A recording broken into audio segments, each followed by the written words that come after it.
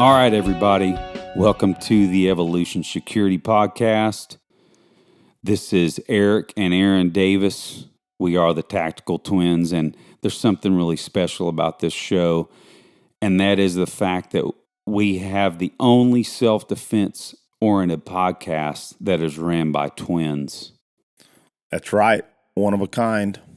Only one in the world, at least until the cease and desist lawyers give us a call. That's what we're going by. Awesome. One only in the world out of over 2 million podcasts. So, do you know that, Eric? There's about 2 million podcasts in the world. Yeah, it's a huge number. That's why it's a lot more difficult to bubble to the top, but that's okay. We're continuing to grow and you know, in a genre that's honestly a little more difficult. Mm-hmm. You know, we are a niche market. You know, shows that have, you know, like Joe Rogan, for instance, man, he's got a ton of different types of guests that appeal to a lot of people. Like that's the reason why he's got 11 million viewers, you know, just because the wide variety and the way that his podcast is broadcast, both video and audio. You know, that's just the way it goes in the firearms and self-defense community. Heck, we talk about the 1% all the time. 1% are the only bit of the population that actually really trains. So this is a market that's a little difficult to get millions and millions of viewers, but that's okay. We're going to get there one day. Well, and we can say this too. Our show and other shows that we respect are actually a niche market. So it really is. Which hey, I'm proud of that too. So, Eric, we both have a couple of pretty cool stories to tell. Did you want to go ahead and start that out? We'll get a couple cool things, you know, stories told here before we jump into this awesome interview with Scott Jedlinski. Yeah, it'd be great, Aaron. You know, one of our listeners, you know, is very special to us, and that's our mother. And it's interesting to hear Mom tell how she gets all kinds of good information and how she enjoys the show, even though she isn't into any of this. You know, but she isn't. That's Mom for you. You know, mm-hmm. she's always interested in what we're doing. But she called me yesterday and was talking about she listened to the John Hearn show and how much she enjoyed John, how he's funny and just the interaction we had with him and the awesome content. But she mentioned that a friend of hers, and we'll just use her first name, her name's Paula, has listened to our show, and it was either that she had heard us talking about awareness in transitional spaces, or maybe she heard that and she heard the John Hearn episode where we got into that some as well, or actually quite a bit. Incidentally, she was in a grocery store parking lot, which, Aaron, I think you agree, you know, parking lots are a very high crime frequency location.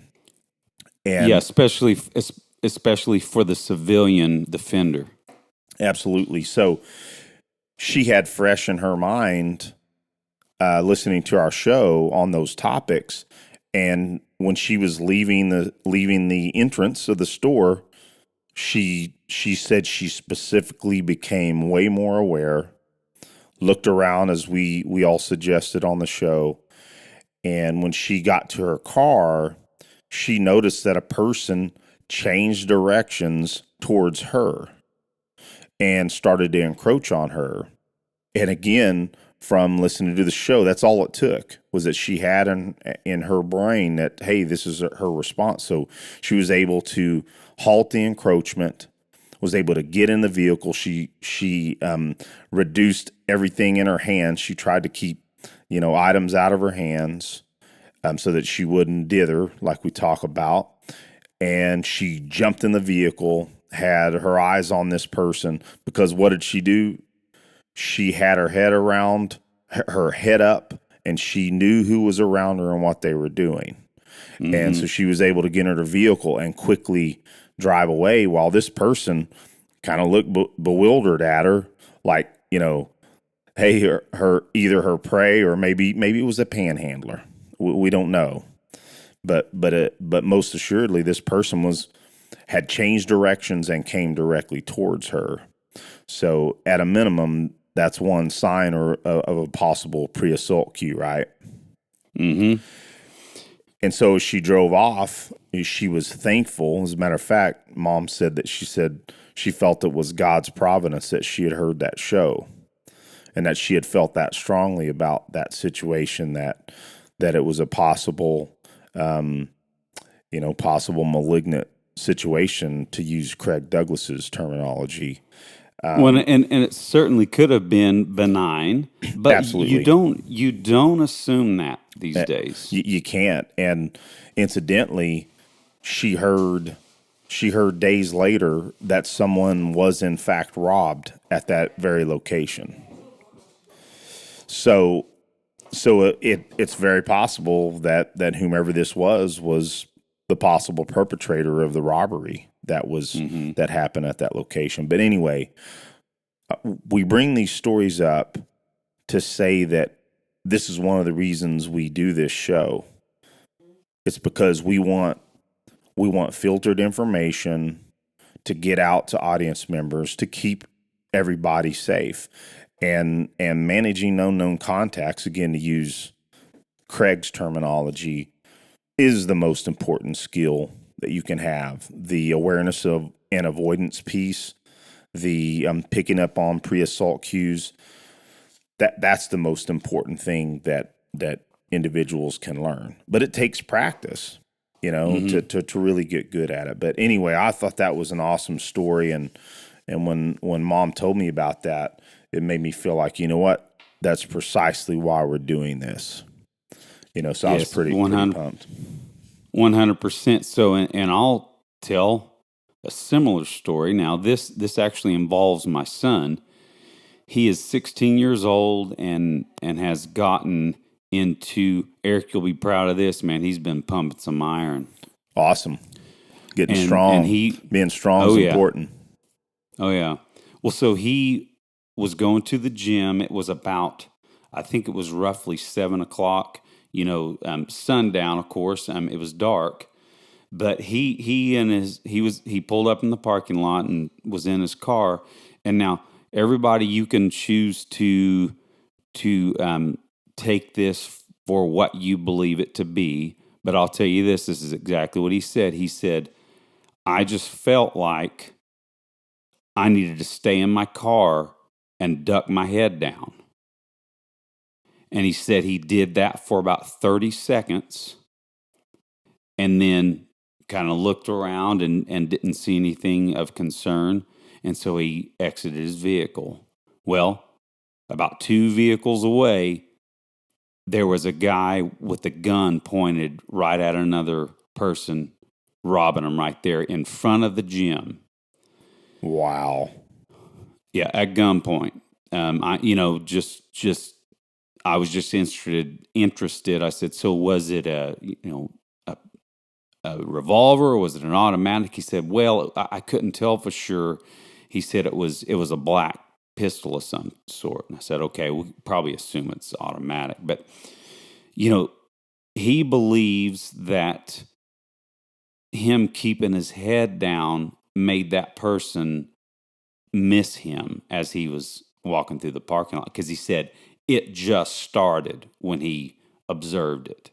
And he said he jumped right back in his car and left. Good for him. Yeah. Yes, and see that's something that you got to make a point. We got to make a point of that.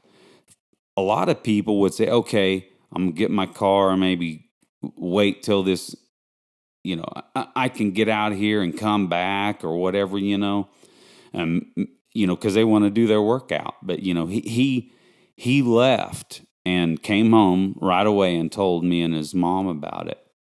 So there's two examples of some awareness. I believe that it was God giving him a feeling that he needed to stay in his car. But whatever it is, I don't know how to explain why my son said he had a feeling he needed to stay in his car. Well, Aaron, I'd like to say a couple of comments about that. Number one, to our audience members out there, when you feel a hunch, rest assured that is likely your primordial reaction to something that could be bad. And again, that's real. And frankly, that's one of our survival mechanisms. And if you ever feel like, hey, maybe you just shouldn't be there, just listen to your intuition and extricate yourself from the location. At a minimum, go to somewhere else. If you need to, you're at a store and you're trying to get some groceries that you need or whatever it is just go ahead and drive to the next location. You never know when that time could be the time that you're chosen for whatever reason. And even if you've made yourself a hard target, you just never know. None of that guarantees that you're not going to be selected. It just aids in it. And you mentioned something that I think is crucial, Aaron. This is another important reminder, is that you always need to, before you exit your vehicle, you're entering a transitional space. You need to make sure you look around you before you exit your vehicle. Yep. Again, this isn't paranoia. This is just common sense, good self-protection tactics. And just look around the vehicles. If something just doesn't look right, or you see somebody that has their eyes on you, it's just not going to hurt to just go ahead and either stick around for a minute inside your vehicle or drive off. And once you leave that vehicle, you've left a decent protection tool. So just wanted to add to that. So that's great that he did that. He stayed in his vehicle, and when he witnessed it, he left. That's what we do. Just get the heck out. It's not worth it. Yeah. I was proud of him. But yeah, there's two cool stories, and like you're saying, that's why we're here. That's what we do, why we do what we do. And, those are two positive outcomes with zero force. Yep. Zero force. So cool stories. But hey, Eric, you want to go ahead and get into this interview with Scott? Man, I'm pumped about it. Let's do it.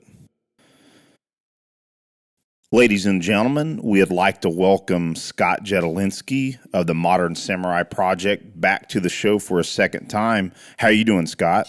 I'm well, guys. Thanks for having me back.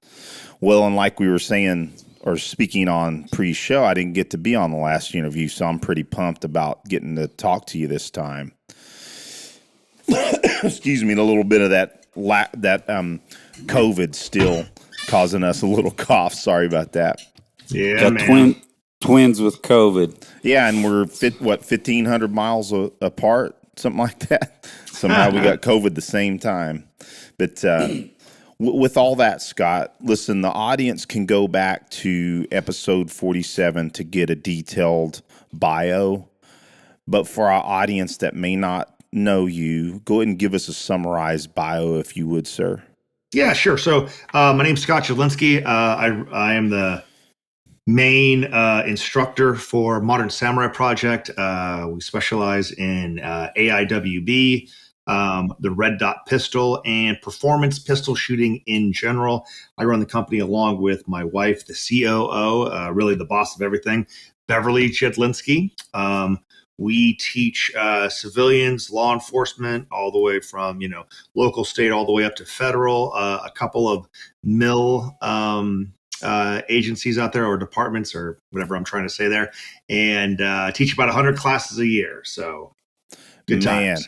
That is a ton of classes. You're on the road a lot, huh? So I'm sure you're cramming them in during the week. I think I've seen your schedule, and generally it's law enforcement during the week and open enrollment during the weekend. Sometimes too law enforcement during the week and stuff like that. It's very blessed to be in demand, and again, like I always say, it's better than working for a living. Yeah. Well, man, you've kind of jumped up. I mean, just exponentially over the last. It's been only about 3 to 4 years that you've been kind of climbing so fast, isn't it, Scott? Yep, pretty much. My first major class was taught in July of 2017. Okay. That's probably about the time I learned about you, frankly. That's pretty interesting. You probably popped in a YouTube video at some point that popped in, and it piqued my interest for sure. Yep. Very blessed at the how much it's kind of exploded, and the good times we have meeting great people, and 99.999% of the time making people better, or at least making things easier for people to get what they want out of shooting at least the red dot pistol or AIWB. Well, and that's what I was about to comment about, Scott, is that, I mean, it appears to me you're one of the most sought after red dot optics instructors in the industry. What do you think about that? So you got to be careful with that, right? That's like calling yourself an SME out on the internets, right? And Scott, I'll cut you off for a second. I apologize. That's just you're being modest, and I understand. And the way I framed that question it was a little bit of a gotcha, man. No, that's all right. We certainly have observed it. I mean, some of the folks that we respect the most, one of them being Craig Douglas, and several others in that again that we train under are also have taken your class. So, but anyway, So, I guess if you're looking at straight numbers, for a single person, it has been made aware to me that for a single person, nobody teaches more than I do. That's not a thing. That's just a metric. You know what I mean? I'm very blessed. I am not taking any of that for granted. I'm going to continue to work my butt off and do the best I can to make people better. So, yep. Awesome. This will be fun because, we don't talk about gear a ton, but so with having you on and you're so into the teaching of red dot optics, figure we'd go into a little bit of maybe the technological trends. I mean, it's moving so fast. It's almost like processors in computers.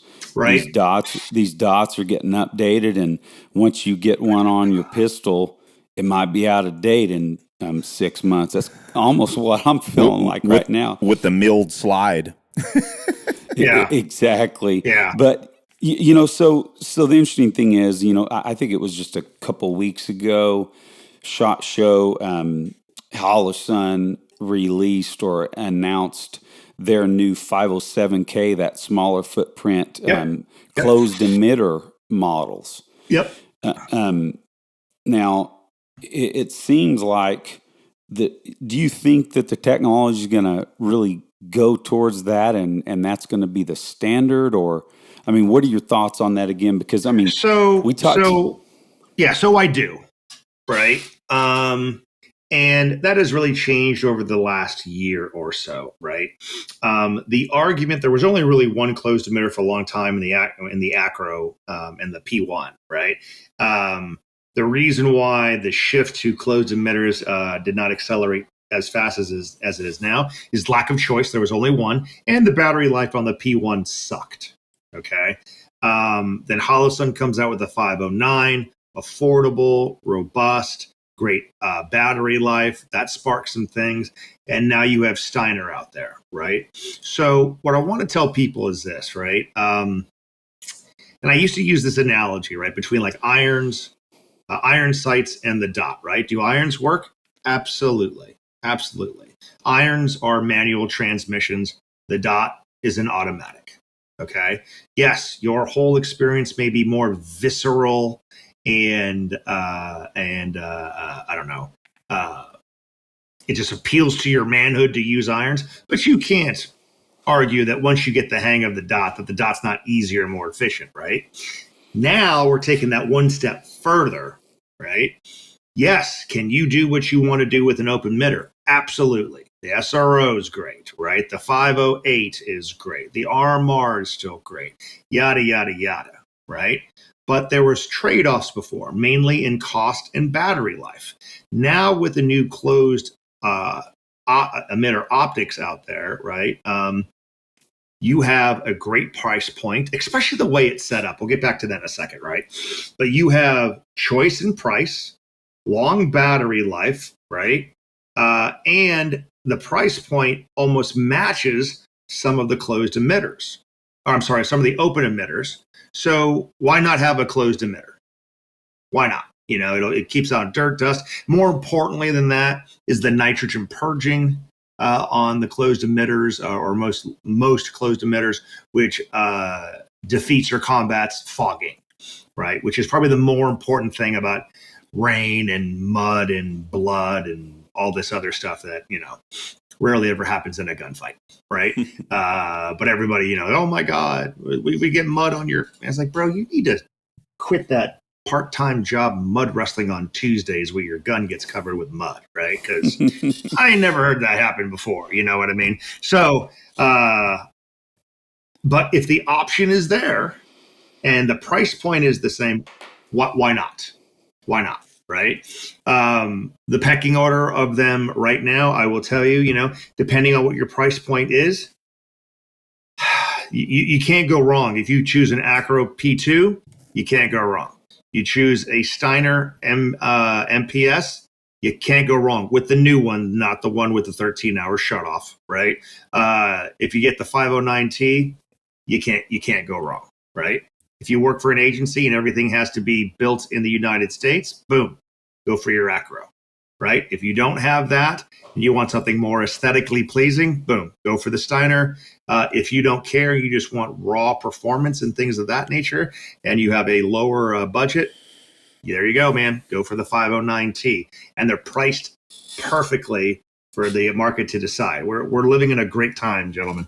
We're living in a great time of choice. So, well, Scott, is the there I go again. Is the Acro P2 your go-to optic now? Seems to be what you're using right now, or no. Okay. I don't. So those three right now, right? So what do I have mounted on my guns right now? When I teach law enforcement, right? I've got a 5-inch PDP with an Acro on it, right? My EDC is a 4.5-inch PDP with the Steiner MPS on it. Okay. My fun, just burn it down gun is a 5-inch frame with a 4-inch PDP slide with the Parker Mountain Comp, and that's got a 509 on it, right? I've got a Staccato XC with an SRO on it. I've got a Langdon LTT milled 92 with an RMR on it. So there's nothing I can't do, right? It's just the period of testing and what I want to do and see how long they last. That's what my particular go-to is. Which does the best for me in performance? It's the arrow, it's the Indian, not the arrow. Once the Indian knows how to work the arrow, does that make sense? Yeah, it does. So essentially, you're running the gamut of the primary optics out there. Yep, and that's what I do. And that is my job for the internet, basically, right? People ask me all the time. I have lots of sponsors ask me, why don't you get sponsored from a red dot company, a RDS company? I'm like, no, because if I do, then that limits my experience and the experience of my customers and internet patrons, if for lack of a better term. Well, yeah, because you're able. Sorry, Eric. Go ahead, Aaron. Because you're able to provide good data because you're running the crap out of those things, and right. more than likely, if someone's going to see it fail, you're going to see it on your own gun. Yeah, and so here's the deal with that, right? So I get to do what I get to do. You know what I mean? For example, let's say that I signed with HoloSun tomorrow, right? And while I think all those 507K, the EPS, blah, blah, blah, the new smaller ones and everything, even though I think those are amazing and that's going to fit a certain market, I have absolutely no interest in trying those out. Mm-hmm. I don't carry small guns, right? My motto is more gun, more better. But Scott, they don't overhang the side of the slide. Whatever, bro. Keep on telling yourself that you're going to snag on clothing or some shit with that, right? I don't care. You know what I mean? Now, if I worked for HoloSun, then I would have to try those things. Since I don't, I'll give you my opinion on them. They work just like the other HoloSun ones. You knock yourself out. I got other stuff to do. Does that make sense? Oh, yeah. You know what I mean? Or if I signed with Trichicon, I would not be able to experiment with closed emitters. You know what I mean? Right? Understood. Well, Scott, with that said, you may or may not want to rank them in how you would recommend anybody in the market, but would you want to stab at that? It depends on your mission. Yeah. Right. And let's be clear about that. We all have a mission, right? If you are a SEAL, right, and your optic has to live or stand up to a saltwater beach assault, then man, you need to look at the acro, right?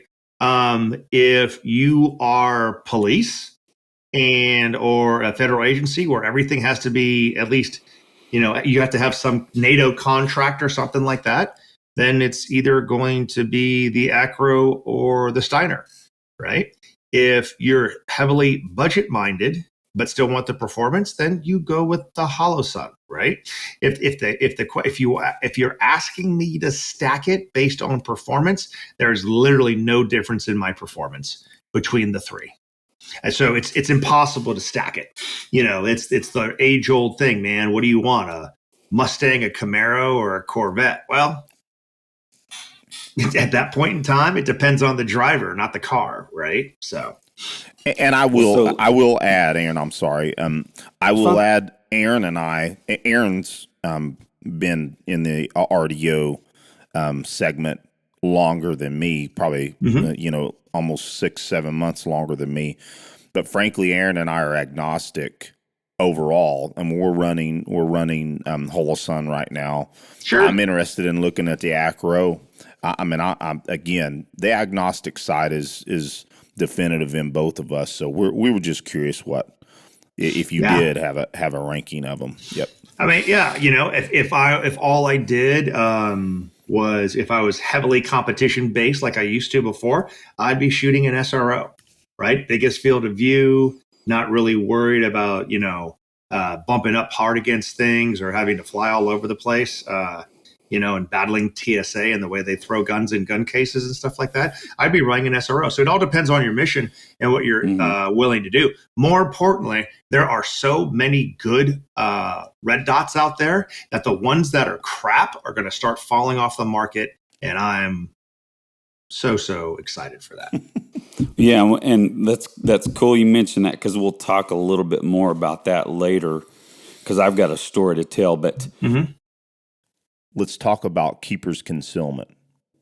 They are the original authority on appendix holsters and appendix training, offering high-performance handgun training, specializing in concealed carry performance.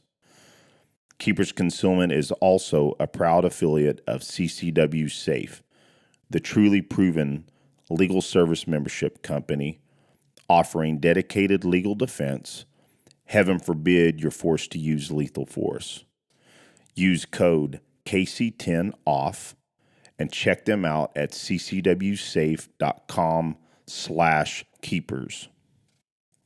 To buy a holster, sign up for a class, inquire about hosting a course, or join CCW Safe, you'll find it all at keepersconcealment.com. Then real quick, kind of dovetailing on the acro subject, I've heard a handful of instructors that we respect, a gentleman named Eric Galhouse from Gunsight, for instance, mentioning that he's moving towards basically only the footprint and mounting system of the acro. Do you think that there could be some sort of standardization like that? Because it's kind of like, there was the key mod that came out for AR, rails, and then M-Lock came out a little bit later, but M-Lock won out, and that's kind of the standard on rails these days. Is that something you could see as a standardization? Yeah. So what Eric's talking about is the screw and mounting method versus the cross bolt type of method. Mm-hmm. Okay. Mm-hmm. So when you have a milled gun, okay, what you're looking for is the least number of points of failure as possible. Okay. On a milled gun, if you have a screw mounting, right, you have 2 mounting points, right? On a milled gun on the cross block system that Aimpoint came up with, which is also shared by, can be shared by the Steiner MPS, you only have 1 failure point. Okay. But is that big of a deal? 1 screw versus 2? Nah. Not so much, right?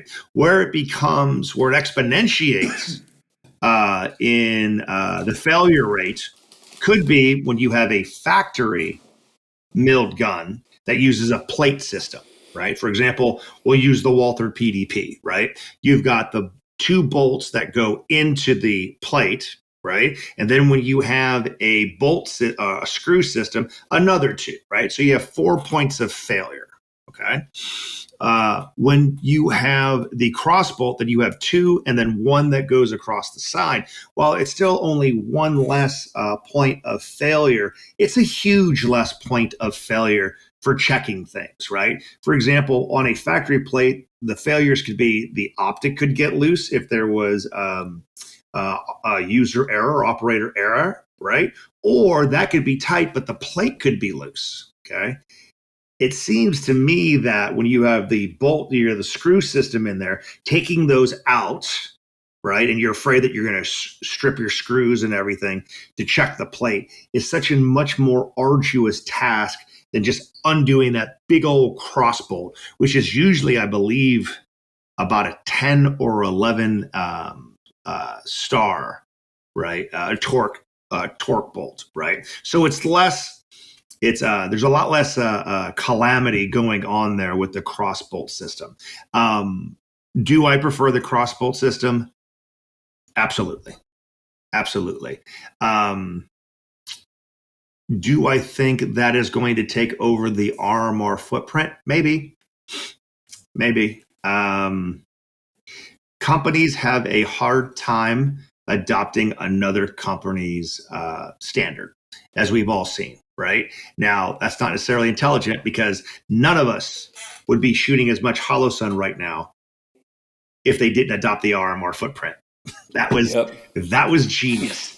That was absolute genius, right? And that is one of the reasons why Delta Point and Vortex are falling by the wayside, right? Because they are not hopping on that more common footprint.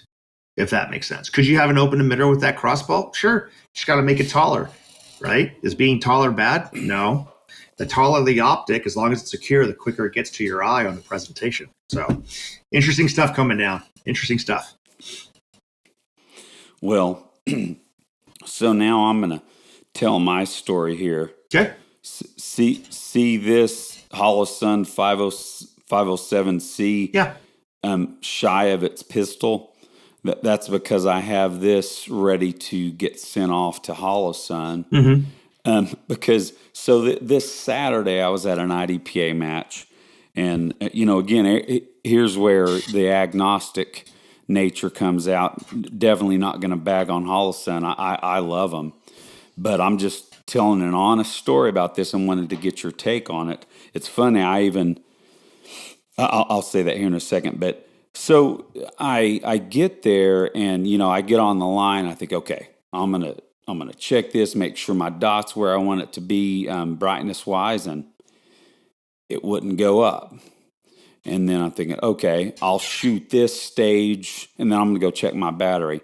I put in another battery, and then all of a sudden it won't go out of the auto mode. And I mean, I couldn't just. I'm pulling up the manual on my phone, and okay, I'm pressing these buttons right. It's not doing it. So then I think, okay, I'll just go with the auto mode. I flipped it to the single dot, which I prefer over those, that giant 30 MOA circle, etc. And I put it in my holster. They get me to the line. I load, and it's time. The buzzer goes off.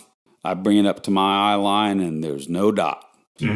Switch it on, run the stage, and then get back and start testing it. Long story short, that whole match, every time I draw it, I had to turn on my optic and deal with that 30 MOA circle and dot. Aaron, can I stop you a second? I didn't. Yeah. You were having to turn it on after your draw? Oh, yeah. Man, I misunderstood you. I thought you were saying you're turning it on right before the stage. Damn. Yeah. And you still shot badass, man. But you were going to, I think, Scott, I jumped in and skipped on you, man. Go ahead, brother. So, yeah, the long story short, Scott, have you seen something like that happen on one of those Hollistones? Yeah, absolutely. Absolutely. I think people need to realize that right, features and benefits are great, right? But the more features you have, the more opportunity there is for whatever microprocessor in there to take a dump on there. You know what I mean? But people I want this. I go, yeah, I don't know. It's just me. I like you. I don't like the 32 MOA. I think for every reason, 32 MOA is awesome. The 2 MOA is more awesome. That being said, hey, most of the people are going to hear this. They're Americans. You do what you want to do. Right. But, going back and forth and flipping through and auto mode and manual, blah, blah, blah, blah, whatever.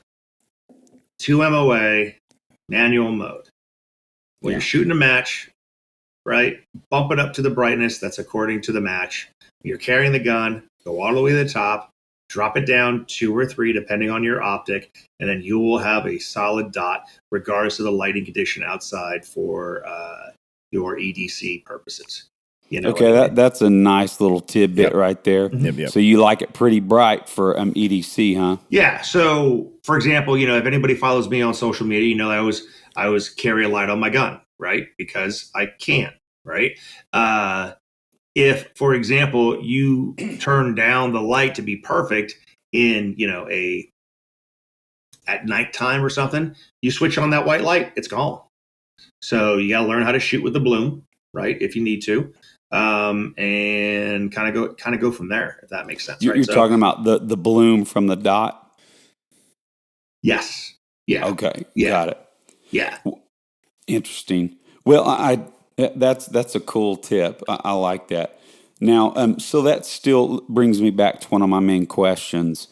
I mean, so we all know basically some of the most popular optics, right? I mean, there's the Trigicon, the RMR, and then the SRO, and then you got the really popular open emitters like the 507s, 508s. And then, of course, the Acro and 509T. Do you see failures in all of those, or is what do you see out there? Because I mean, you're going to see the failures in your gazillion classes. So the dot that fails the most, more than any other dot out there, not in frequency, because a lot of people still don't bring them, but every time I see one, it has failed. Can you repeat that, buddy? Because you cut out for a second. So the dot that I know will fail not so much in frequency because they're not that common, but everyone that has come to my class has failed, is the Sig Sauer 0. Interesting. Every single time. It breaks, it loses 0, the dot floats up. The second one, right? And I'm very vocal about this. If they want to call me, they can, right? The Shield RMS and all iterations. It is a horrible optic. It's overpriced. Stop buying that British crap. Okay. The third optic that fails the most. Well,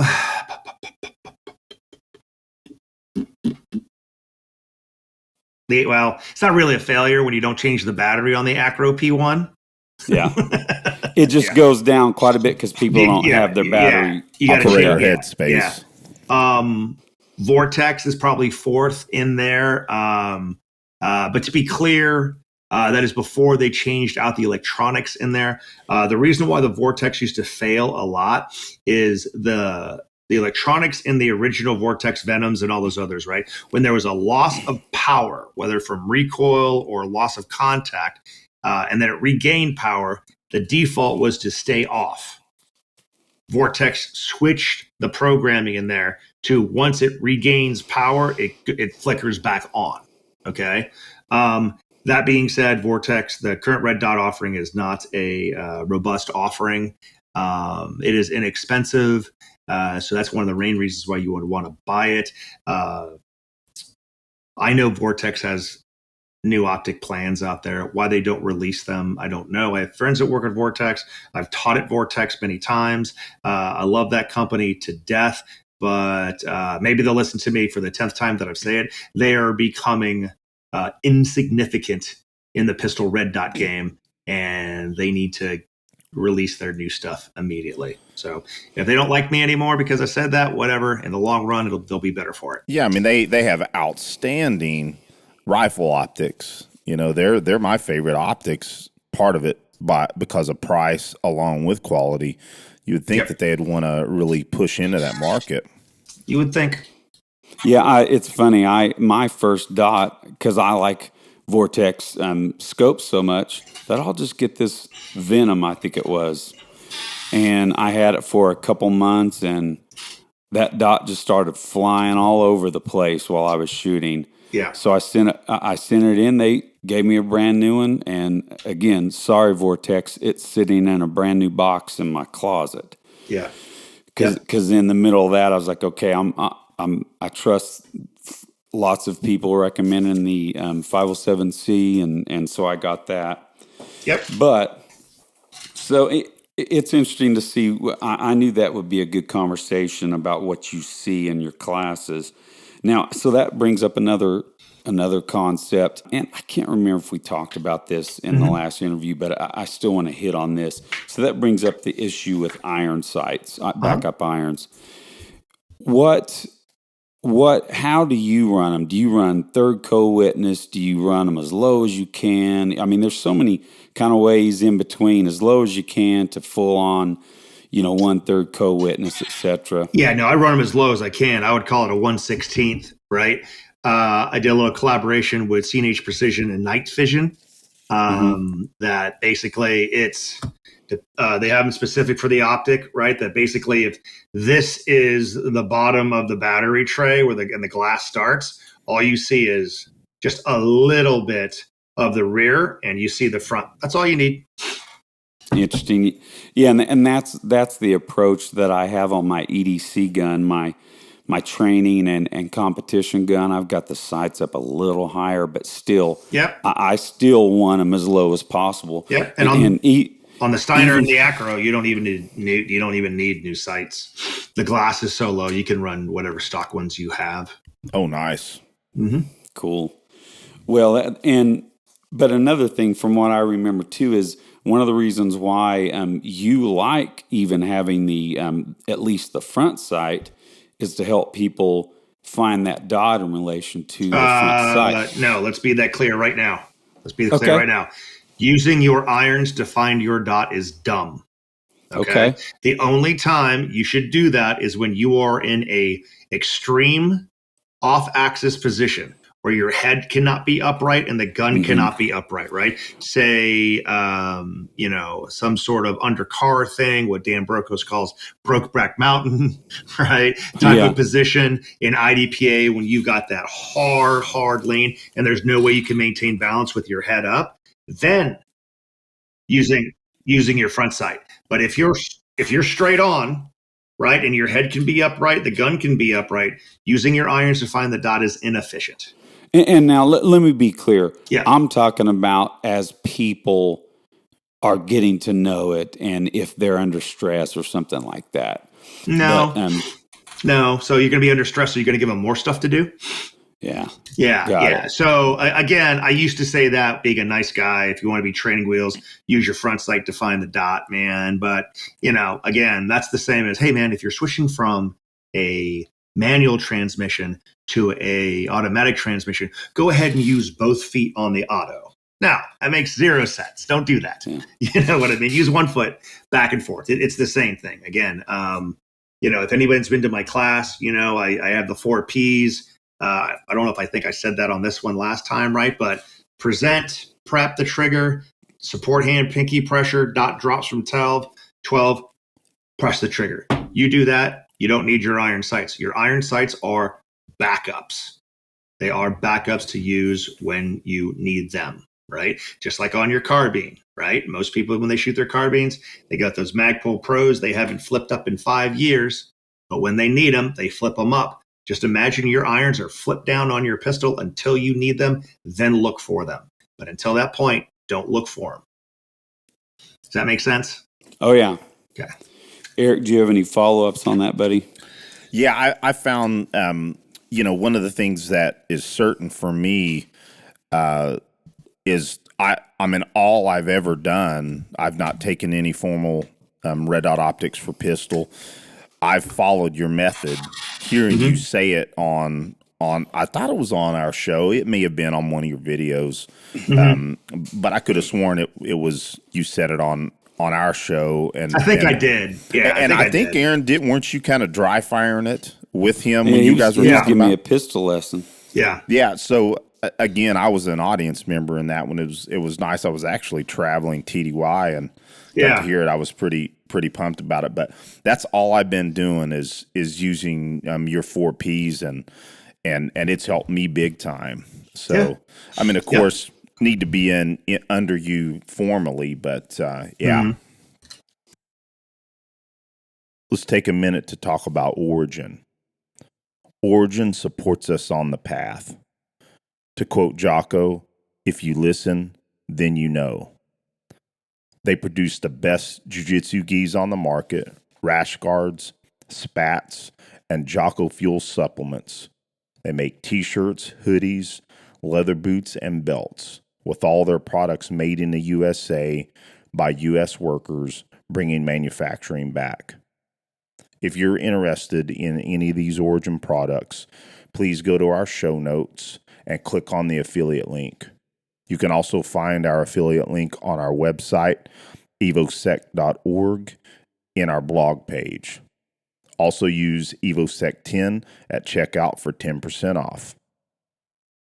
So I recall that. So you have all your classes at least booked at the hosting level through 2023, right? Yep.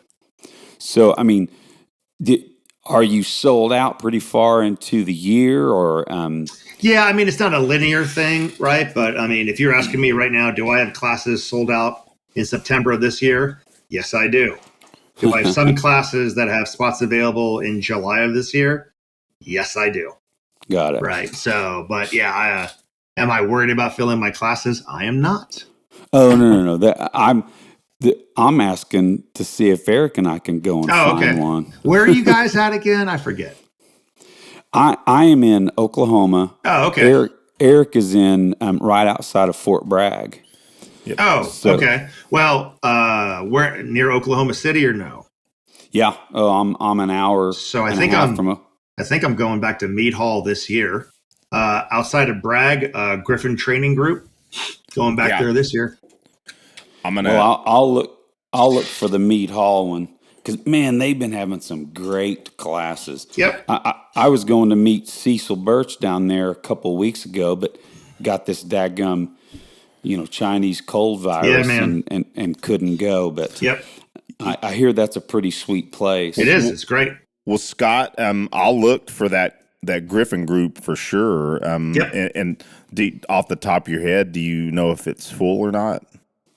I don't think that it is. I mean, I could look it up real quick. No, that's okay if it's okay. But I don't think it is. Yeah. I'll look it up after this, and if you got slots, I'll sign up for sure. Okay. I'm not going to pass that up. Yeah, me neither, especially in Oklahoma City. So, Eric, I think you've got a question, don't you, buddy? Yeah, so we noticed in social media that you just had your knee replaced. Yeah, man. Out of curiosity, number one, how are you doing, by the way? How's your recovery? I'm good. Thanks for asking. So tomorrow's Thursday. Tomorrow will be a full month exactly out of post-op. Generally, the way you measure progress with a knee replacement is extension, how flat you can get your leg, and flexion, how much you can bend your leg, right? So the goals to be able to do whatever you want are 0 as far as extension and 120 flexion. Generally, people get to that, both goals, 2, 3, never months, right? As of today, I was at 4 extension and 115 flexion, right? To putted that in, I know you're jiu-jitsu guys, right? Heel to butt is 135. Right? How often do you need heel to butt? I don't know, man. I'm old. I've been doing jiu-jitsu for over 26 years and never had to do it before. So, but I'm good. I can get into my big ass truck, no problems, drive around. I'm not walking with a limp. I can go up and down stairs 1 foot at a time. Now it's just about building strength and getting my body secure and using a knee that has been trash for the last 20, 25 years. So when do you teach your next class? This Saturday. Oh, wow. So you better be rolling, huh? Rock on. Well, number one, I got 2 other questions on that. Do you have any tips for anybody that's possibly looking at that? Yeah, do it. So a couple things, right? Or any warnings that they need to expect too. Well, so here's a couple things, right? Regardless of what age you are, if your doctor tells you you're bone on bone, you want to think about it, right? I had a young kid reach out to me, and the kid's like 33, okay? And it's like, yeah, he says I'm bone on bone. I really want to get it, but he says I'm too young and I'll have too many revisions. And I'm like, so you should live in pain and basically being handicapped for all that time? But I said, son, I've had my left knee is a knee replacement. I've had that since 2013. I've played basketball, I've done CrossFit, and I've done jiu-jitsu with a knee replacement for the last 8 years, and it's still golden. I'm like, son, you're 33 years old, man. By the time you need a revision, it'll be like nuclear powered technology by then. Stop bionic knee. Yeah, stop living in pain, people. Oh, absolutely. Seriously. Because the drugs you take to get yourself out of pain, that's going to screw you up so much more than having to get a knee revision in 10 to 15 years. Does that make sense, right? Oh, yeah. Part of the reason why I'm interested in this, too, is that my wife, it's funny you say it like that, She had been in pain for her back, bone on her sacrum for, serious issues for at least 10 years. Yeah. And so she had to have surgery. She's almost 100% now. But, she had a major invasive surgery through the front, through the back. Yeah. Titanium, this and that, all in her back, and they they fused it. It's a wild situation, but yeah. They were excited about getting the nerves lined up as well as they actually did. But that was a rough recovery because her nerves came alive And it's like Mm, they sent every kind of pain they could think up to sure. her brain. Yeah. So she was pretty miserable, and Yeah. she's tough, man. Yeah. I can't tap her on the mat. So Yeah. The toughest thing about with knee and from hip replacement, which are the two easiest ones, right? You got to remember this, right? You're not getting an ACL reconstruction or an MCL, right? Because we're not fixing the tire, we're replacing the tire, right? But I will tell you, in order to get the biggest benefit, if you can, I know a lot of people can't, but you got to take at least a month off, right? Focus on the PT, take the drugs like they're telling you to take the drugs so you can manage the pain, but just PT your ass off, and physical therapy. Do it. It sucks, but you got to do it. You absolutely got to do it, man. Right. So like I'm sitting here, before the last time we talked on the podcast, my right knee was throbbing, and I did a great job hiding it. Right now, nothing, man. It's a non-event with my knee. Real glad for you, Scott. Yep. There's nothing like living in pain. I mean, I won't conflate myself in it because I haven't had a knee replacement. I've been real lucky, especially all my years in the Army, all that running, all that running with rucksacks and all that stuff. The rucksack tore up my back, but luckily it didn't bother my my knees. But with that said, man, I had a bad back injury. Speaking of I empathize about Becky. Because, man, when my sciatic nerve was damaged in a back injury, and man, it's like my brain was told that my leg was cut off, and it was the most excruciating thing I'd ever felt, and it went on for quite a while. But well, there's no such thing as if I had a type of pain, I'd rather have this pain. There's no such thing. Back pain sucks. Shoulder pain sucks. Neck pain sucks. Knee pain sucks. Hell, because of my knees, I would wear like flatter shoes, right? Like CrossFit type shoes, right? Like Victos makes the cores, right? The core and the core twos, which are only a 4-degree drop. Well, they're great on the knees because you're not angled up like a lot of, like for example, like Solomon's, most of your running shoes, they're a 10-degree drop, right? CrossFit shoes are 4 to 0 drop, right? And they're great on your knees. The problem is the lower the drop, the more it stretches your Achilles, right? Yeah, that's a good point. You can't win for losing, man. You know what I mean? So just address the pain. Address the pain and get out of it. So I'm stoked, man. So both knees are good. I'm hoping to be about as close to 100% about next month. Right now, I'm just building strength.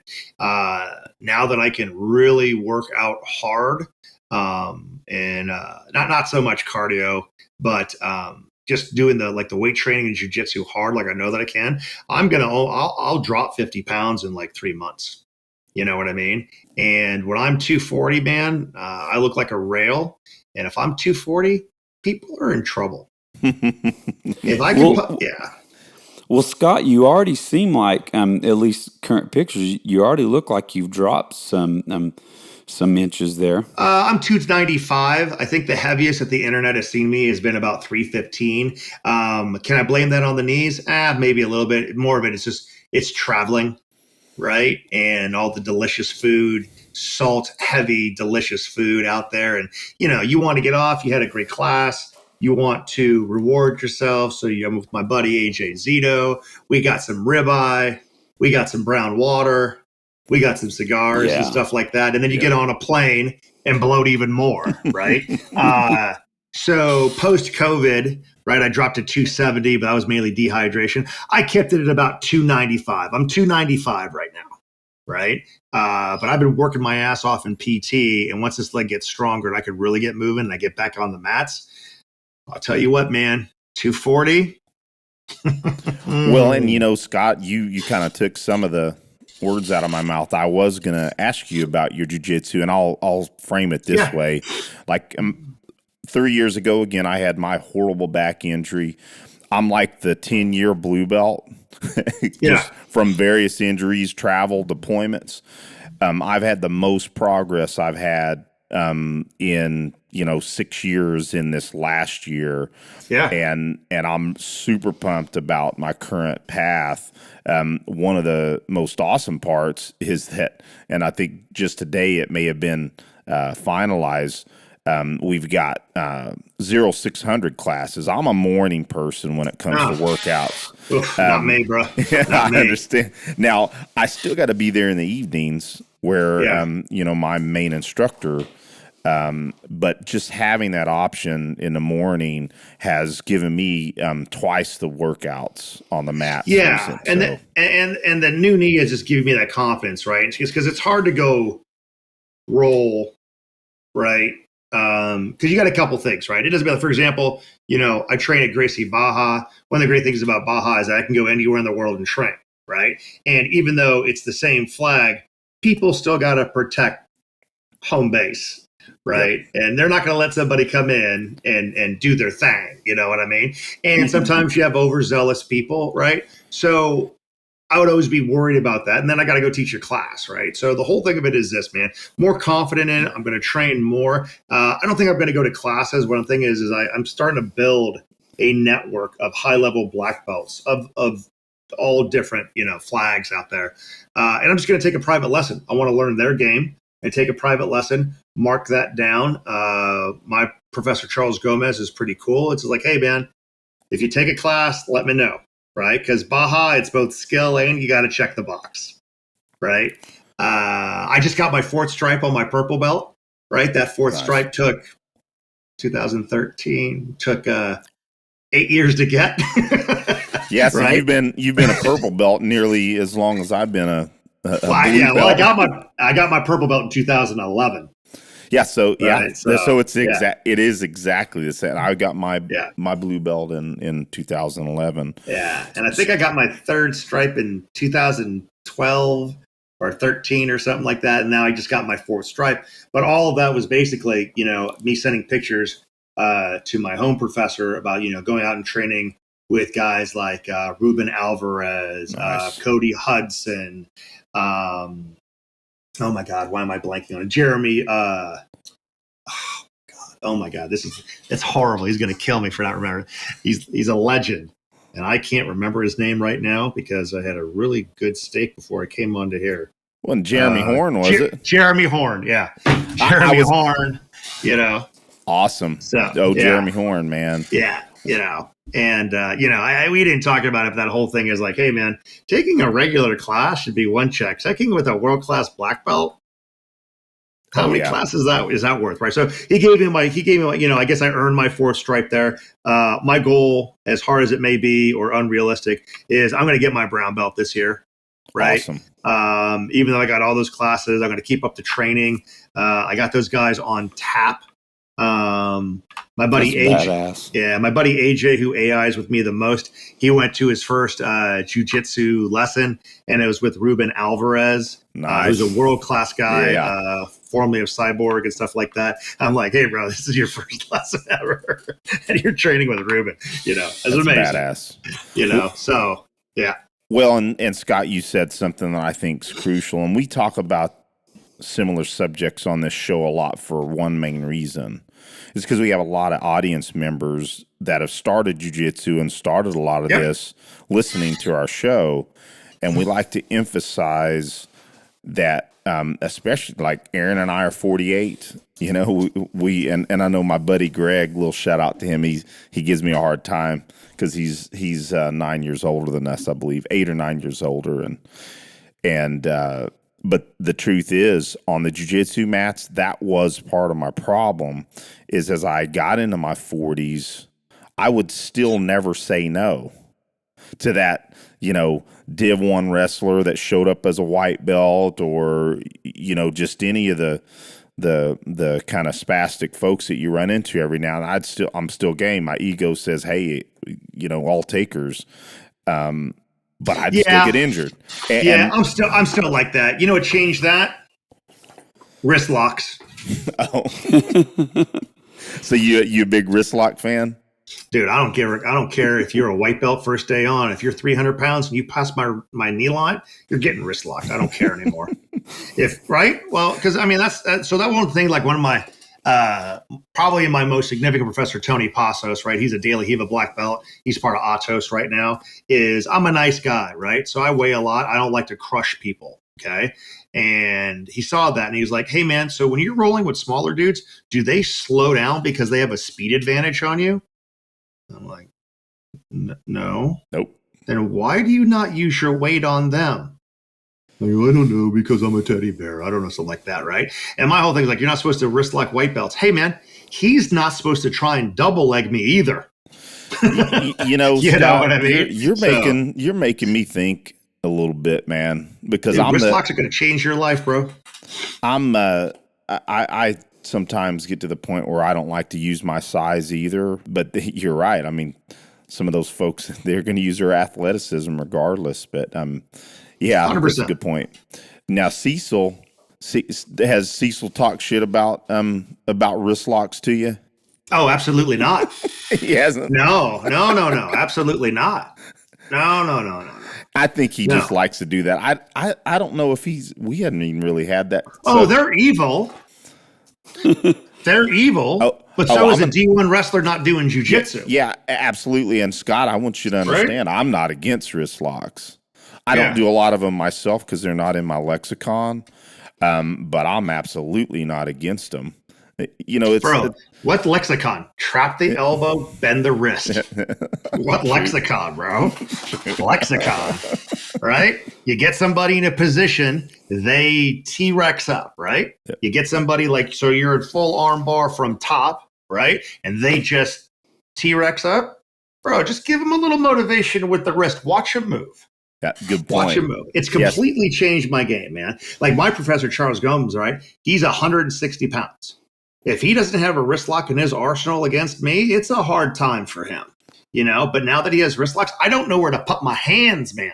And it's made me better, right? Because my whole thing is so my number one submission, right, is north-south, right?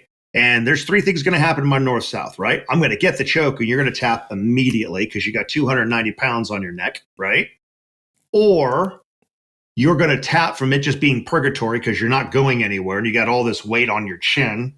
Mm-hmm. Or you're badass and you just wait it out, right? Well, the guy who was just going to wait it out, well, I get bored and go to another position. Now what I do is hold it with one arm and I start hunting for wrist locks. And guess what happens? The guy starts moving and we start doing jiu-jitsu again. That's a real good point, Scott. I think that's a real good way that a lot of folks should think about. Not only that, I would tell you this: there's becoming a change in the jiu-jitsu community. There's a lot of people that are starting to say, yeah, wrist locks aren't so bad. Well, bro, it's just like leg attacks, right? Yep. It's a heel. I was like, hey, we're starting to be a win is a win. Yep. Right? No, that's cheap. Hey, man, after I break your wrist, try and punch me. See what happens to your hand. You know what I mean? A win is a win is a win is a win. Well, right? It is like especially. Go ahead. Especially for the audience that we're talking to right now, right? I don't care if you hit them with a flaming crossbow, man. Win. Yep. Win. Well, it's like before leg locks were popular, and it was this that they're cheap, this, that, and the other, and then Dean Lister says, why would I ignore 50% of the body? And that started changing. That started changing a lot of people's attitude towards him. Well, it was amazing because he had already won ADCC with leg locks before he ever said that to John Danaher. Yeah, very good point. And now look what's happening to the Danaher guys. Of course, now there's been this big split. But that's all. It's all contrived. Oh, absolutely. Yeah, it's all I'm contrived. tracking. But what's interesting to me is you're starting to see all those guys are starting to go to more top game stuff again. But they're doing everything. Yeah, absolutely. But that's the thing, man. You watch any of the tutorials, right? Like, for example, if we have jiu-jitsu people here, what you need to do after this is go to YouTube and subscribe to the BJJ Fanatics, right? Absolutely. And you'll have them on there and you'll get so much free milk. The thing about it is, man, with Gordon, with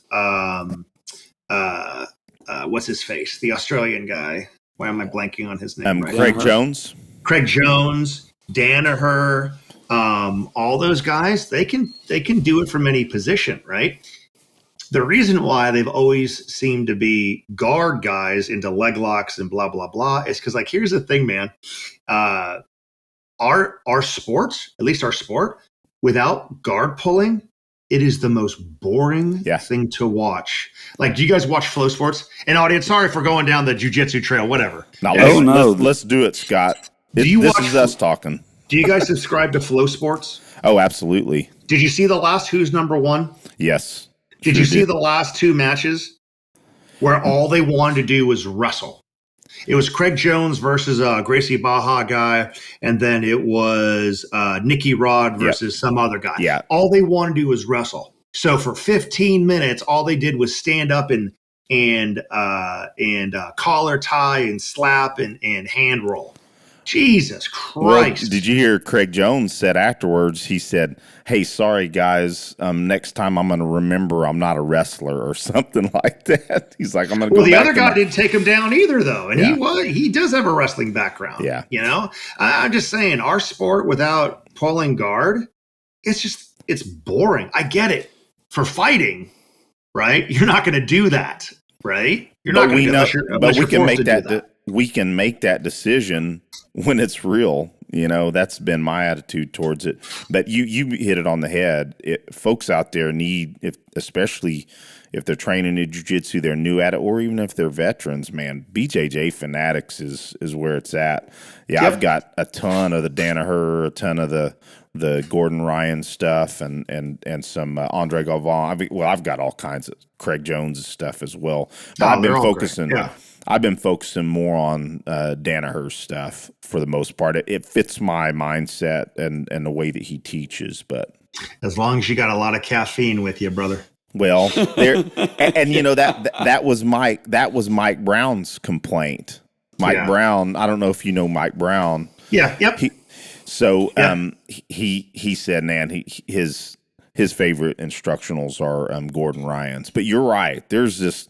I swear, I think John Danaher, I think he's in the spectrum. I just he think is the spectrum, bro. Yeah. He's not on it. He is the spectrum. Right? So, but that's where genius comes from. Yeah, absolutely. So, but yeah, I love my Gordon Ryan stuff too. I need to go back to some of those as well. What's your, what are you currently studying video wise? I just bought, oh, hold on. I'll tell you right now because I got it on cue. Which one's this? Escaping the Back. I just bought Escaping the Back. Nice. Because of my knees, I cannot shrimp, knee in, shrimp, and then guard. I can't do that because of my knees because I can't get them in there past their knee line, right? So turtling, right? Turtling, Granbying, inverting has been a big part of my game, right? The unfortunate part about that is if the person knows my game, they know I'm going to do that, right? And I gave up the back a lot, right? So in between having more flexibility in my knee and revisiting the standard means of regaining the guard, I'm also studying his escapes on that stuff. And nice. Even in the first 15 minutes of the first video, huge nuggets. Well, and what I've been focusing on recently, the last couple of months, has been Danaher's turtle breakdowns. Because before the month or two before that, I was focusing on all back attack, both his no gi stuff and his gi stuff. I mean, his gi attacks from the back. I mean, I've been doing jiu-jitsu. I know I'm just a 3-striper, but there are so many details that I got from those videos on gi chokes that I was like, man, why didn't Canadian I know this before? Now this makes way more sense, and I'm pulling it off more now. It's like, just listen to him. You may hate him, even man, the details. That's been one of my favorite bands lately. Amazing singer, amazing guitar player, but lots of great tunes. And that's sometimes wrist lock. That's sometimes there you go. That's sometimes all you need, is it not? Is just to see some concept on video, then your brain is seeing it as a repetition, and all of a sudden you're using it in class or on the mats. It's pretty awesome. Yep. 100%, man. 100%. Well, awesome jiu-jitsu discussion. I'd like to go on and on more about it, but I think we're getting closer to the end of the show. Aaron, you got any more questions? Sure. Man, we had such a fun conversation. I mean, a long conversation about music. We usually don't hit music a second time with guests, but I thought it'd be fun to ask you if you've hit any concerts since May. Oh no, bro. No concerts, no. But I'm having a good time with Spotify and finding new artists and stuff like that, or having a confounding time and not finding new artists. Right. A fun little genre path that I have started to go down, especially since I bought a big ass truck, is country rap. Awesome. I gotta tell you, man, I enjoy it because I would tell you, mainstream rap these days sucks, right? And you're talking to an old school guy, right? Growing up in the 80s, we talked about this before, the dark times of hair metal, right? Yeah. Where I wanted to listen to angry music, right? It was either gangster rap or punk rock. Yes, you had your Panteras and your Metallicas here and there, but that wasn't enough, right? So I'm a rap fan from way back when. Most modern rap right now is just it's garbage, right? They just lack the creativity that the old school guys used to have. At the risk of sounding like an old Gen Xer, right? The country rap guys, it's not bad. Like, who's the FJ Outlaw? You ever heard of that guy? Yep. Yeah, Yep. I'm enjoying the hell out of his stuff, man. It's great. And you know what, man? It's great to be able to listen to rap and be patriotic at the same time. Very good point. You know what I mean? So They there's bridge that. Yeah. Any rock stuff out there recently that I've discovered? Not really. Rock's kind of in a slump right now. Now, I think. I don't know if you would like them or not, but here's a couple. Mm-hmm. One would be the Winery Dogs. Oh, Winery Dogs. Okay. I think I've actually heard of them. Okay. Now, I don't know if you would like them or not, but it's the drummer from Dream Theater. They're a collaboration band, right? Yeah, that's one of my favorite bands these days. Definitely, there's some shred-tastic stuff in there, but Richie Kotzen has a killer voice and is a killer guitar player. Along the same lines, what is the name of it? Blacktop Mojo. Okay, I'm gonna have to check them out because I haven't heard them. They sound like a mid to late 70s super band with some like hard rock overtones. Now, did you say Blacktop? Blacktop Mojo. Okay. Yeah. They do a cover of Dream On from Aerosmith, and it's the first one I've ever heard where I didn't want to punch the singer in the face. Awesome. Well, and this may be for our audience too, but I found an older Canadian band called Big Wreck. Big Wreck, okay. Just listen to them. You may hate them, man, but that's been one of my favorite bands lately. Amazing singer, amazing guitar player, but lots of great tunes. Just check them out. Cool. But you always got to be careful with the Canadian stuff, bro. Yeah, there's a few BS lyrics in there here and there, but I just get past those songs and cool. But man, this is a fun conversation. I knew it'd be a lot of fun chatting with you again, Scott. Now I think it's fun kind of doing some just talking about what you got going on here. I'm sitting here scrolling through your schedule. I'm trying to find that Oklahoma City class. The best way to go is to go to the Shopify page and just put in Mead Hall. Just put in Mead Hall. Otherwise, because you'll go blind scrolling through all the dates. I think I might have found the. I'm looking for. It's funny. Aaron said that I was doing the same thing as you guys were talking about music, just because I wanted to close the loop on it. Is the Griffin Group in the Franklinville, North Carolina? Or No, that's a different one. Okay. That's a different one. That's about 90 minutes outside of Charlotte. Close enough. I think it's Carthage. That would or maybe I'm not. Nope. Does that make sense? Yeah, Carthage is close to here. Yeah. Yeah. It might. Yeah, look for Carthage. Yeah, I hadn't seen it just yet, but I also don't want to be rude and I can certainly look afterwards. I just want to jump on that. That's all. Well, I found it here. It's in September. So, man, that's something I should be able to make. Cool. That'd be awesome. Well, is there anywhere that you want to point listeners to find out about your classes? I mean, we're looking at right now the modernsamuraiproject.com, looking at classes right now. Yep, modernsamuraiproject.com. You do that, you'll see the link to the classes and the map and everything like that. More importantly, I would just like to give a message out there to people, right?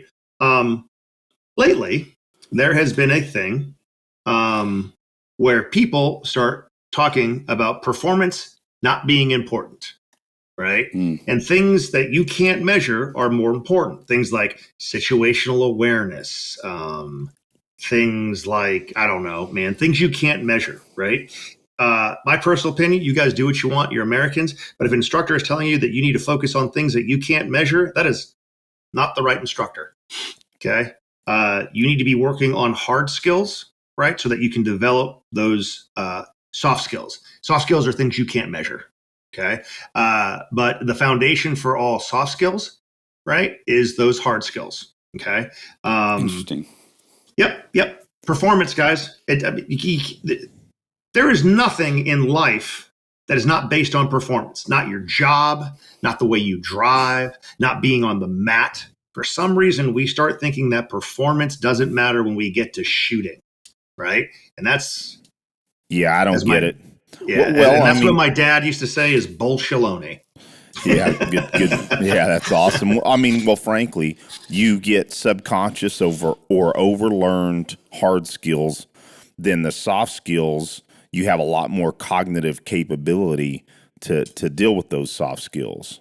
100%, because it makes you ahead of it, right? Guys who say performance is not important are like the guys on the jiu-jitsu mat that after you submit them, they tell you how you could have done it better. Yeah. Yep. Right? There's Just those out there. Stop listening to them. In the great words of the sage Bill Blowers, I am never going to stop trying to be better until I can hit a 1-inch square at 100 yards in 0.01 seconds. That's when I'll stop working hard. Awesome. Well said. That's a mic dropper. Exactly what I was saying. Thanks again, Scott, man. This has been a blast, and we thank our guests for coming on here because you support us by doing that. You help us a lot. We really appreciate that. And, we promote classes and instruction for the people that we really trust. And we don't have anybody on that we don't want to learn from, and we don't want to promote their knowledge that they have. So we put our money where our mouth is, and we're talking to you about classes. More than likely, I'll see you here in September. Yeah, that'd be great, guys. I appreciate that. Yeah, and I'll look for the solidified class for the one close to me, and I'm going to jump in there if there's slots.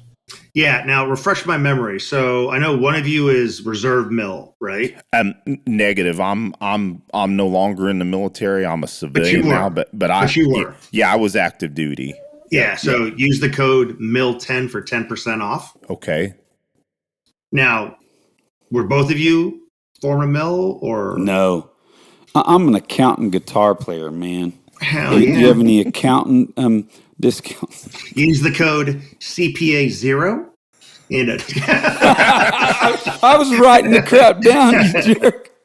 Nah, man, I'm good to go. Anyway, I'm good for full price anytime, man. I just want to go and learn. Yeah, I appreciate that. Yeah, we'll make it happen, CPA would Scott. CPA's 0. CPA 0. Yeah, that was. I don't. Did you not catch that? No, I didn't, because I was writing it down. I was like, really? CPA shit. All right. And I knew where it was going. Yeah, all right. One of my favorites. Awesome. Hey, Scott, you have a blessed evening, brother. Appreciate it. And Aaron, you as well. Yeah, and tell Bev hi, and being so nice on emails, trying to get you hooked up on the show, buddy. Yeah, man, she's a saint. She's a saint. Awesome. Well, you have a good night. We will talk to you soon, buddy. Appreciate it, guys. Well, Aaron, I think it's that time for accountability. So I'm gonna go ahead and kick it off.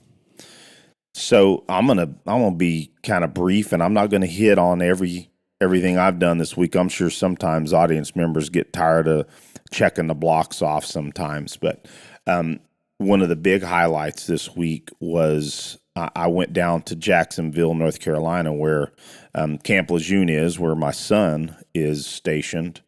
This is about 2.5 hours from where we live here outside of Fort Bragg. And I took the 8-hour IE combatives dominating the vertical fight with Guy Schnitzler. Man, oh, yeah. It was a great time. Of course, our audience members probably recall that we hosted Cecil Birch and Guy for the IE combatives Jiu-Jitsu, street Jiu-Jitsu, and the vertical clinch. And frankly, man, it was the same exact curriculum. And man, Aaron, it's just anytime you can take curriculum like that over and over again, you just get way more out of it. So, man, it was a great time hanging out with Guy again, and man, just a great group of guys and some tough kids. It was a lot of fun. And just for a little short synopsis, basically, it was learning to survive a sucker punch or an assault, with the default position, and then moving into the Greco clinch stuff for the weapons-based environment, lots of wrestling, and then in-fight weapons access, and a lot of drilling. So, yeah, man, and Aaron, I'd like to comment on that, and you probably agree. There's just something about when we have hard rolls in jiu-jitsu, how it develops your mind. And just like hard rolls in jiu-jitsu, there's also something about that clinch wrestling that is also another, man or woman maker. And it's just one other modality that helps us develop our mindset. So when you're wrestling like that for multiple hours, it just makes you harder. And that was a lot of fun. I also have been talking about our morning classes at Jiu-Jitsu, and man, that's been a game changer for me. And I was talking with the coach Adam that typically runs the morning drilling class, and I said, I just look at it this way: if a person makes it to Jiu-Jitsu 2 or 3 times a week versus even just 4 times a week, or maybe even 5, but let's just stick with the 4. It is an exponential increase in your skills, even just adding that one day to your schedule. I mean, it's just huge. You look at that over a year, 52 weeks, that means that you got 52 more sessions that year.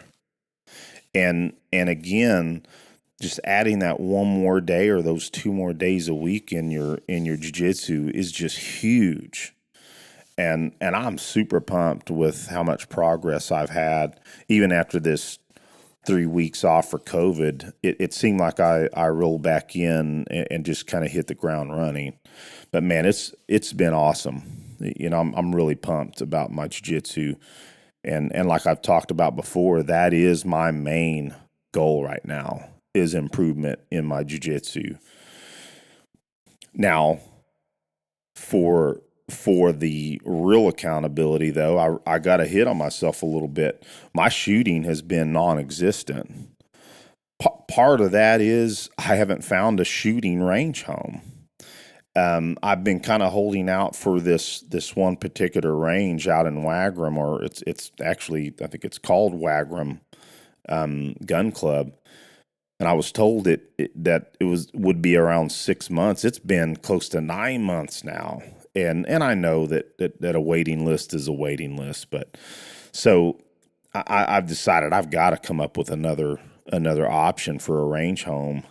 And there are, Aaron, don't get me wrong, I can make a way to make sure there's a couple of indoor ranges that I can go across town.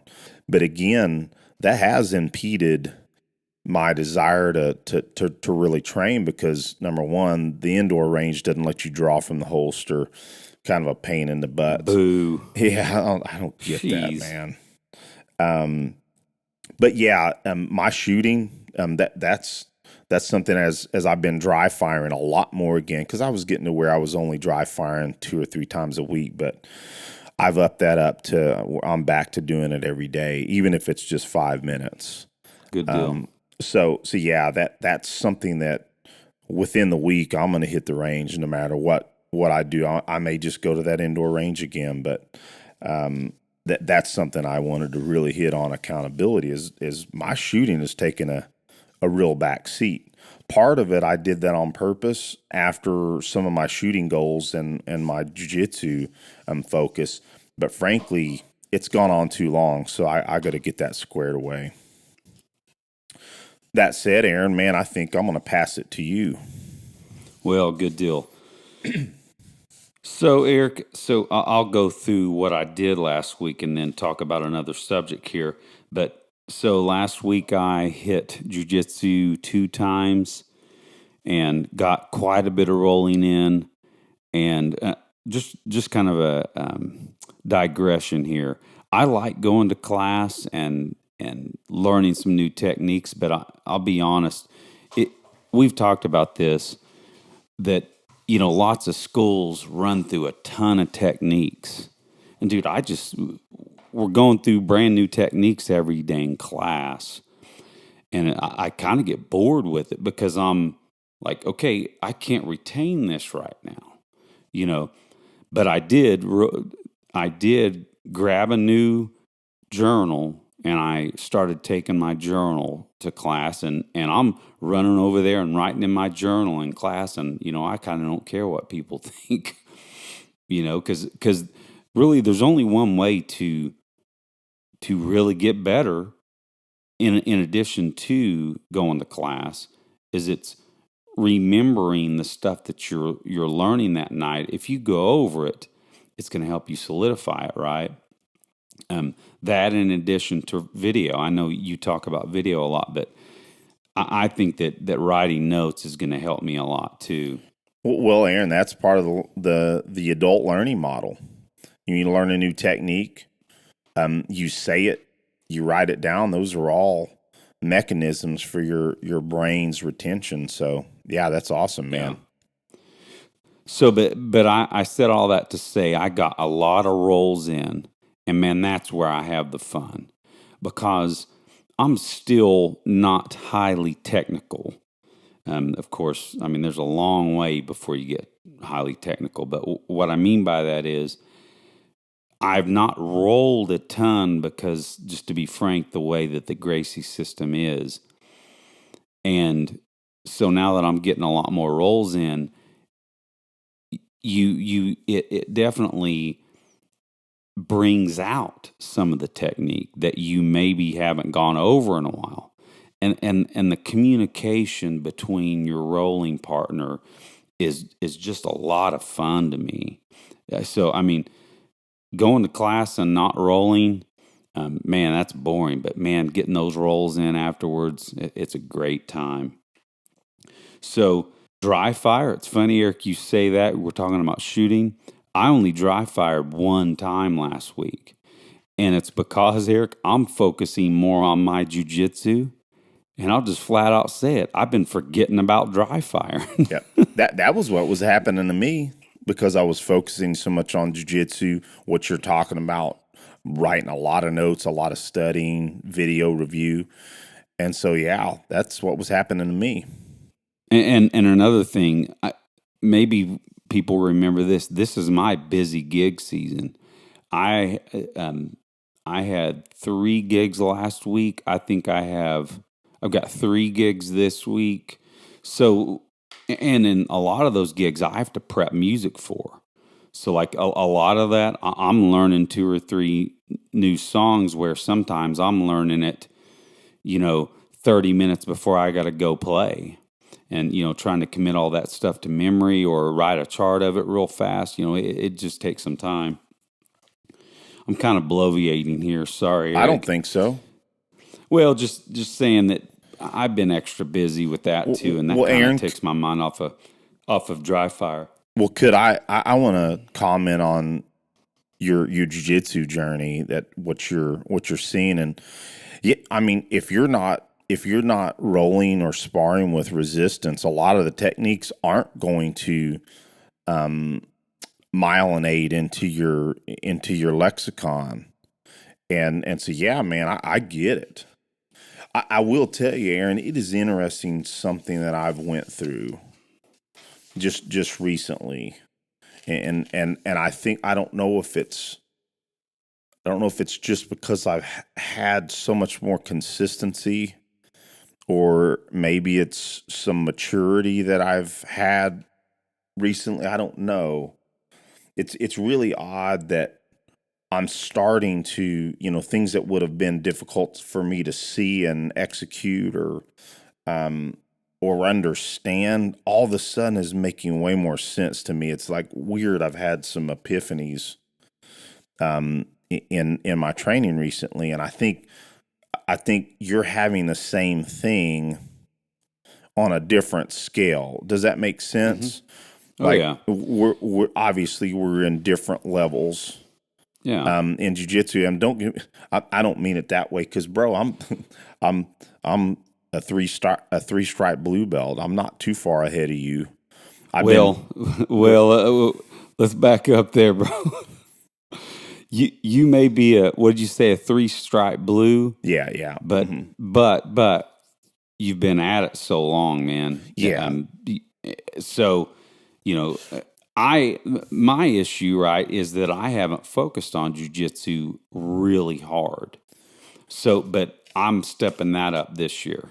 Well, and Aaron, that's kind of what I was getting at. I think even though I've been very serious about jiu-jitsu over the years, I've had inconsistencies, some due to deployments, some due to injuries, all that. But I've also learned how to make it more consistent too recently. So, and I wasn't trying to make the discussion about me. I was really trying to kind of couple what you're saying about some of these changes you've had. And it's interesting, when we're on a slightly different jiu-jitsu journey, that we're still having these huge bounds in our jiu-jitsu. I just think it's cool.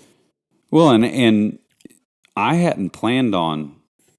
really hadn't planned on trying to focus on jiu-jitsu more this year, but it kind of just, I started thinking, man, I drug my feet so long on testing for that combatives belt. Again, if people understand or know about jiu-jitsu, Gracie's system, you test for that combatives belt, and it's kind of like the way I think about it, in Taekwondo, when you had your first black belt, they call it the recommended black belt. Mm-hmm. The combatives belt is like a recommended blue belt. Yeah, and makes sense. And so I just want to get in and make sure I get that blue belt here pretty soon, because you got to kind of check some class boxes and all that stuff, and that's fine. That's the way it goes. I'm pumped about you focusing and working towards your blue, man. That's a big milestone. Well, and I was gonna. So we've got a handful of training events coming up. Like, we're gonna take that Range Master Advanced Instructor class in June, which is going to be a blast. And hey, I think in about 2 weeks we're going to be hanging out again. So in Alabama, I think we mentioned that on the show. We're going to be getting our butts kicked by Cliff Byerly. Yep, can't wait. I hear he's pretty rough on you. Yeah, guy was saying he's intense, which I'm looking forward to it. Oh yeah, it's going to be awesome. Well, then let me get back to. I'm kind of taking more time than I planned here, but I think we're talking about some good stuff here. So I did want to say, even though I haven't been dry firing, I have been hitting the range kind of a little more than I had been in the last several months.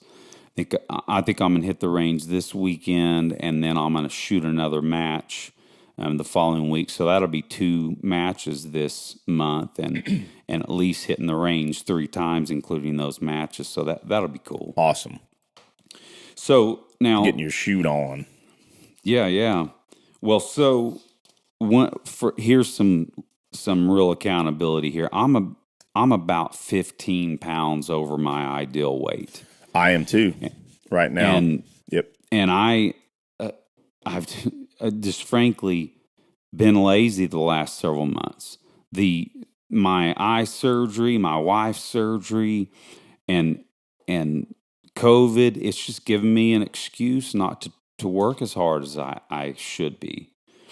And so I wrote an affirmation statement to get down to my ideal weight. And instead of just saying I'm going to do some things, I put a schedule within that affirmation statement. So that is, I am going to intermittent fast on Tuesdays and Wednesdays, and I'm going to get at least 2 jiu-jitsu sessions in classes. And every single one of those is going to be some pretty hard rolling. And then I'm going to do a cardio workout on Saturday on my bike, and then I'm going to do a strength workout on Monday, which will involve some mobility, and I'll dry fire that Monday at least. So I know that that's not as intense as some schedules, and especially the strength workout, but man, that's going to be a lot more than what I've been doing. So, and that's one of the problems is I haven't set daily schedules. So having that schedule laid out in my affirmation statement, I'm going to be, to myself held more accountable, right? So I'm gonna really nail this down and get off my butt and get back disciplined. So. Well, bro, it's interesting you mention your affirmation because my affirmation currently is a jiu-jitsu goal. But in that affirmation is it is my ideal weight that I had been 3 years ago, and so and it's working. I'm steadily going back down again. And so, Eric, did you say 2? You're about 15 off your ideal weight. Oh yeah. What? Some more tactical twin stuff, man. That's freaky. Yeah, right about 15, man. So, yep, I'm back to intermittent fasting more, but also, I eat clean. But what I've really done is I've given myself more of a caloric deficit than I had been this last year. So yeah, that's the big change that I've made. Well, that sounds good, man. It's just we're doing it together. Yeah. Well, Eric, that's all I have, man. This was a good episode, and we've been skipping accountability not because we wanted to, but we've had some long episodes, so it's good to be back here doing our accountability.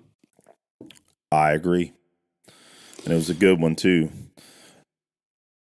Yeah, it sure was. Well, I'm going to let you go, brother, and we'll put this bow on another great episode. So thankful for what we get to do, and reaching out to audience members that get something from this show and maybe save some dollars and or their lives or being injured by an attack. Man, that is why we're here.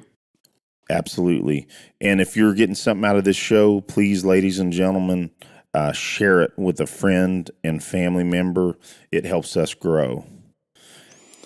And of course, review the show and give us some, give us some feedback. Rate the show and review it. We haven't given that shout out in a while. No, we hadn't, and it shows because when we say it, we get more reviews, and so yeah, we need to remind ourselves to do that. So yeah, sounds good, and please patronage our sponsors too that we'll have in the show notes and you'll hear during the show. So go out there and give Tenacor, Keeper's Concealment, and Origin your dollars. It helps us. Take it easy, bro. Take care, man. Bye.